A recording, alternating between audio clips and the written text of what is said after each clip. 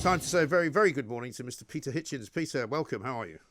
Good morning. So far, so good. Excellent. Lovely morning. Yes, it's beautiful, isn't it? I mean, unfortunately, I didn't get any snow exposure yesterday because where I was, it didn't actually reach. And by the time I got back to London, it had gone. So I don't know whether your Oxford was... We had a little in Oxford. A lot of people rushed out and made snowmen. In fact, all over the hill, quite near where I live, people were making snow families. I'm not entirely certain whether there are any COVID restrictions that have been issued about snow. I'm surprised people knew what to do. I wasn't sure.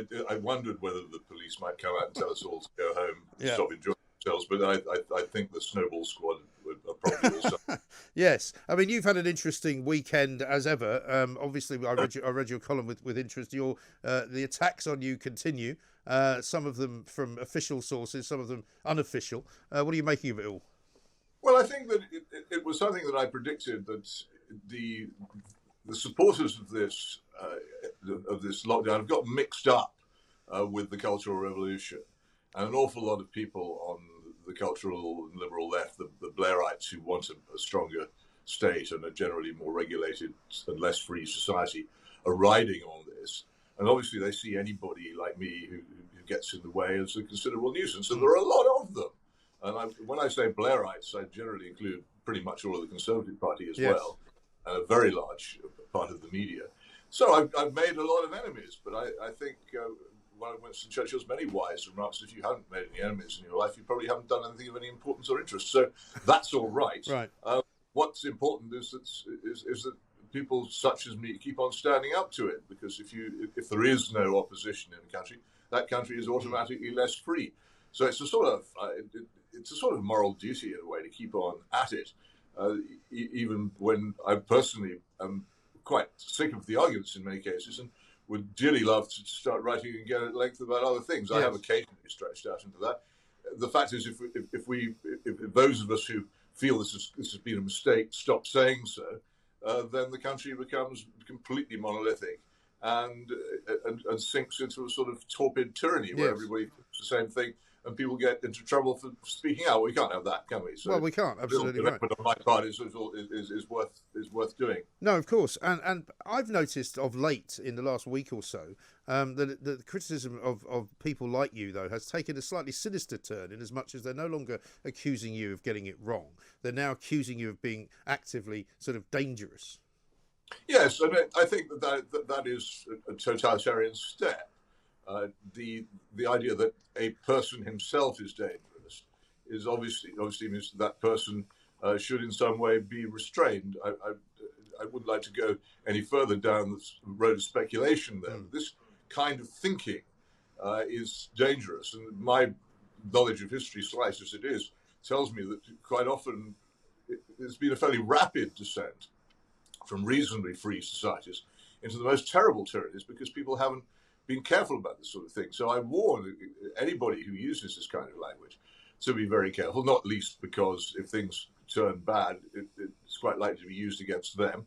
And anybody who leads a mob very rapidly often finds himself being chased by the same mob. So be careful what forces you stir up.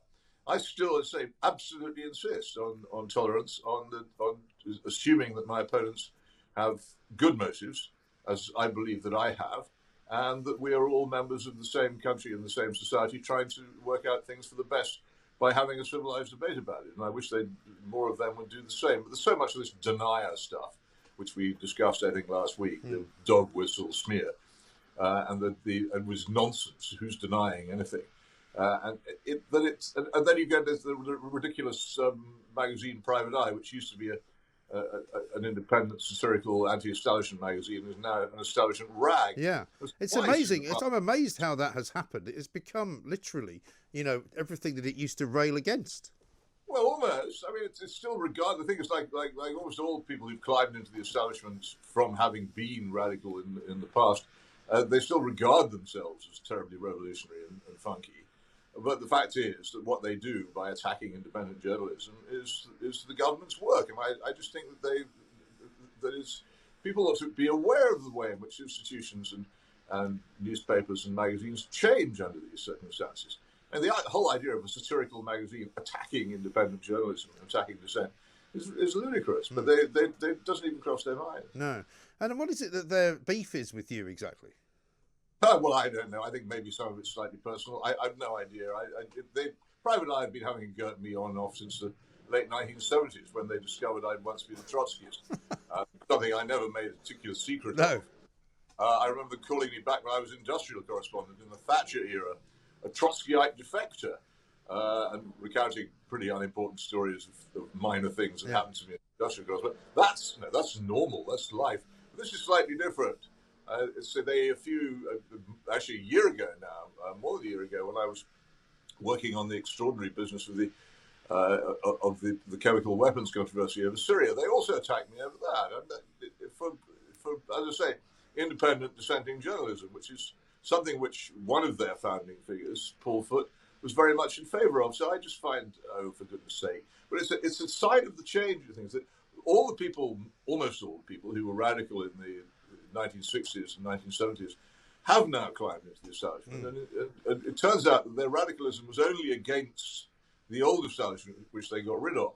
Once they're in any kind of position of authority or power themselves, they seem to have lost any kind of respect for dissent or free speech. And it's very they weren't as it turns out radical because they were left wing.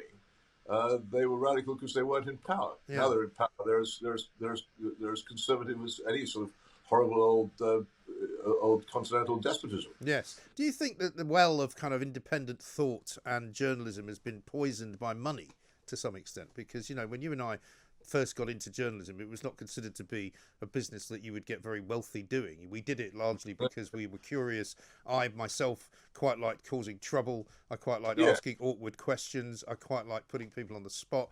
I never dreamed that I would actually make quite a lot of money out of doing it. But an awful lot of people now are making a great deal of money out of the journalism they're doing. And I wonder whether that's kind of coloured their thought process. It might have done. Certainly, the trade has completely changed. It wasn't at all respectable when I joined. No, I think my sort of upper lower middle class parents were quite embarrassed that I did such a thing, and it was generally seen as pretty in for a dig to be a newspaper reporter. And as for working on the popular press, as opposed to the unpopular press, that was bad too. It has undergone a huge revolution in status, and it is much better rewarded than it used to be, I think. Yeah.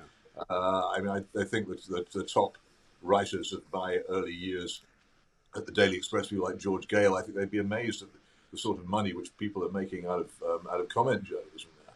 Of course, George, who was one of my great supporters in my early career, he'd made his reputation doing quite dangerous reporting from Africa in the days of the Congo and Katanga and all the rest of it. And he was a proper reporter who'd come into comment, as I think people should do, as a result of factual knowledge and experience. But I think something very showbizy and semi-political has happened to what used to be a pretty unrespectable, raucous trade, and I'm not sure it's changed for the better. No, I think that's right. And also, there seems to be a view abroad, certainly in political journalism, that the pinnacle of what you can do is not to be the editor of a newspaper or to be a columnist, but it is to go and work in Downing Street, like Allegra Stratton's done and like Alistair Campbell did. And so therefore, they don't want to sort of, muddy the waters too much, and they don't want to upset too many people. No, this came to me many years. The first time I ever got into real trouble in journalism, I was brought back from Moscow in the Kinnock major election, was it 92, by an editor who wanted me to have a go at Neil Kinnock, which I duly did. Right. And there was the episode, incomprehensible and inexplicable now, called Jennifer's Year, about a poor girl who featured in a Labour political broadcast.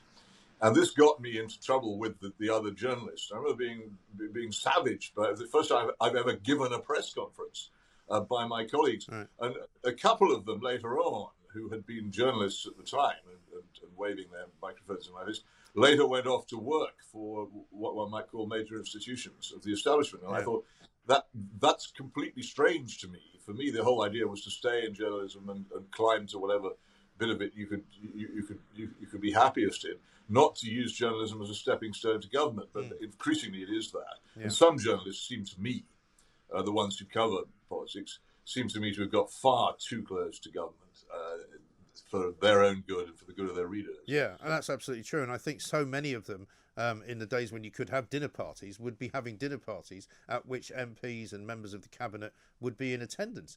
And I just think that's way too cosy. I mean, I would, if I was running a newspaper, I would ban all journalists from ever mingling with politicians in anything other than a bar. Well, there was a lot of lunching when I was in the parliamentary lobby in the 1980s. I can't stand lunch anymore because I associate it with sitting around tables with politicians. But it wasn't. Lunch is not quite the same as dinner, and a restaurant's not quite the same as home. And we knew perfectly well that what we'd done is we'd bought their time. Yeah. And that's what was going on. I don't think any of was one or two may have regarded individual politicians as friends. But I never did. I thought they will be friendly to me as long as it suits them, and I'll do the same. But that's as far as it goes. But I think it's got a lot more incestuous since then. Yes. Now, what do you make of what's just come out? You may not have seen it, but Boris Johnson basically saying today, I think he was out and about doing something. I saw him on television wearing a mask, talking to somebody on the TV. He's talking about the possibility of reviewing the lockdown situation on February the 15th, which of course is the date by which we're told they'll have rolled out millions more vaccinations to the top 4 most vulnerable groups.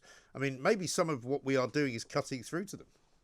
Well, I don't know. I've always applied the rule of opposites with Mr. Johnson. As soon as he says that something isn't going to happen, it does. Right. And as soon as something is going to happen, it doesn't. Right. So I'm not going to get my hopes up. I noticed that it was reported on Saturday that the powers enabling councils to continue to close down pubs and restaurants have been extended into July now, I think. Yeah. Quietly and without much fuss or announcement. So I'd be delighted if this turns out to be the beginning of the end, or the end of the beginning, or whatever it is. I'm not sure that it will. I think that the map of the next few weeks is still cloudy and unclear. Yeah. I wouldn't want to. The vaccination, as you rightly say, has been a rare government success. They do seem to have actually got quite a lot of people vaccinated. But of course, the vaccination doesn't have an immediate impact. The person who's vaccinated isn't apparently immune for some time afterwards. So we need to wait a bit. But if only that were to become the route out, I would be among the happiest of I think so. And I think an awful lot of people who are getting the vaccination do feel much better for having had it, and they feel as though that is some form of sort of relief for them, because it shows that there is possibly a way out. But I think the problem with all of this advertising and propaganda, as you put it, is that it creates a two-tier society in a way, because it creates fear in some people who then, I mean, we had a call last week from a woman who said that she went to get her mother from a care home, and she took her out for an outing. They were going to go to a shop, and the woman was terrified of going out because she thought she was breaking the law. And she didn't want, she was one of those decent British people who didn't want to be associated with law breaking, right? And then you get other people. Any of us do want to be associated with law breaking, do it? There's just two issues here. One, we like to keep to the law. Two, we don't want to. If there is any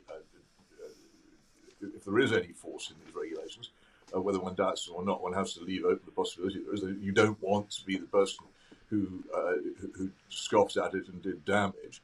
And also, there's a simple question of manners, good manners to other people who do believe differently. So, none of us wants to break the law, but the problem is if you have a country in which the law is so vague and the boundary between laws and advice is so unclear, and in which it's no longer possible ever to be sure what is and what is not legal, then that undermines the whole idea of the rule of law, which is a voluntary thing where good people simply abide by the law because they believe in it. And if the law is too unclear to abide by, then you're lost. Well, that's also, right. The law should start from the principle you're free unless. Yes. Rather than unless we say so, you can do things. Well, that's right. Well, exactly right. And I mean, we are often accused by the people who call us, COVID deniers, that we're encouraging others to break the law, which we are certainly not doing. And I've never encouraged anybody not to socially distance or not to wear a mask when asked to do so. But this is the other thing, that if you have adverts, as we do currently on this radio station, over which I obviously have no control, which finish with a line that says, don't bend the rules because people will die, a lot of other people will listen to that and say, well, I'm sorry, I don't believe that. And then they will not heed the warning.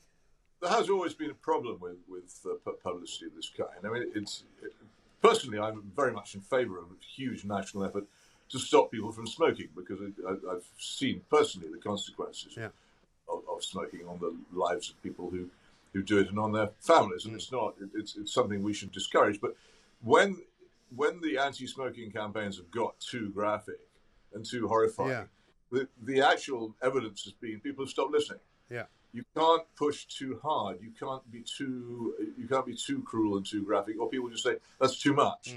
There may be a danger here of pushing the button. They've been so successful so far in the creation of fear that they may think they can do it limitlessly, but they may have reached the limit as well, and that might also, as a result, create a lessening of observance of the law and the rules, which would be the exact opposite of what they intend. They should be a bit more careful and also a lot more respectful of the good judgment of the people they're advertising to. Yes, I think so. And also, I think it's time, as we have consistently asked, and I think you have as well, for more actual data which supports what it is that they're doing, particularly with regard to lockdown, particularly with regard to the cost of that, the benefit of it, the effect of it, not just economical, but the mental health problems that people are getting as well. Well, I think that comes back to us. I think we can expect them to do that. They're in this now. They've been wading in it so far that it would be too much trouble for them ever to go back or to admit they're wrong. But there will be an inquest into this in some form or another. And at that point, those of us who have opposed it are going to need to come up with the facts and the figures about lockdown, about whether it was effective in the way that it was intended to be, what it cost, whether the cost of it could conceivably be justified by the effect that it had, even if it was effective, and therefore whether we should ever do it again, to which my answer would have to be no. This is the thing we never did before. No one's ever attempted to cope with an epidemic or a pandemic with this method before. It doesn't seem to me to have worked particularly well this time. It's done immense amounts of damage, but it really is, because the government itself is not going to back down, it really is up to independent thinkers. And this includes, it seems to me, many people who up till now sat on the edge of the argument and not joined in properly, for them to say, once this is over and the panic propaganda has stopped, actually, this wasn't a wise thing to do. It was an overreaction. And here I come back to what I said from the start. It was disproportionate. And the costs to the country and society and to life and health and education and to the healthy old has been colossal and unjustifiable, and we shouldn't ever do it again. I think that's a very good point on which to end. We are still trying to work out the Dan Hodges, Peter Hitchens head-to-head proper debate, which we'll be doing soon. We're going to be asking you for some dates, I think, Peter, once you're off air. Our producers will try and line that up, and we'll be doing that soon. Peter, thank you very much, as ever, for talking to us. Man on Sunday columnist Peter Hitchens there with his latest take on what Boris Johnson's been saying about lifting restrictions, about what is going on out there by and large, and about how, of course, these people who criticise people like him and people like me and people like Julia Hartley-Brewer accuse us of somehow encouraging people to do dangerous things. Absolute and utter nonsense, rubbish and absolute rot, quite frankly.